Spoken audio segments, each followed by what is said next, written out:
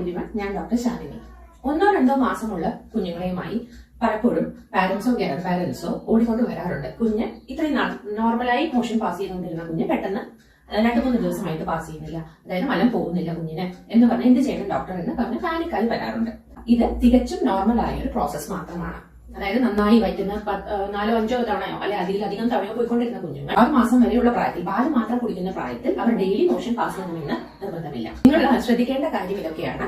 കുഞ്ഞിന് ഛർദി ഉണ്ടാവുക, വയറ് വീർത്ത് വരിക, അല്ലെങ്കിൽ താഴത്തേക്ക് ഗ്യാസ് പോലും ഫ്ലാറ്റസ് പോലും പാസ് ചെയ്യാതിരിക്കുക, ഇങ്ങനെയുള്ള കാര്യങ്ങൾ ഉണ്ടെങ്കിൽ മാത്രം കുഞ്ഞിന് വയറ്റിൽ എവിടെയോ ബ്ലോക്കോ എന്തെങ്കിലും പ്രശ്നമോ ഉണ്ട് എന്നർത്ഥം.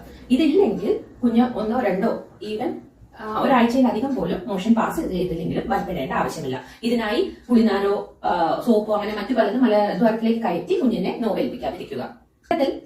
നവജാത ശിശുക്കളിൽ അല്ലെങ്കിൽ 6 മാസം താഴെയുള്ള കുഞ്ഞുങ്ങളിൽ നോർമലായി എന്നാൽ നമ്മൾ അബ്നോർമൽ എന്ന് കരുതുന്ന പല കാര്യങ്ങളെ കുറിച്ചുള്ള വീഡിയോ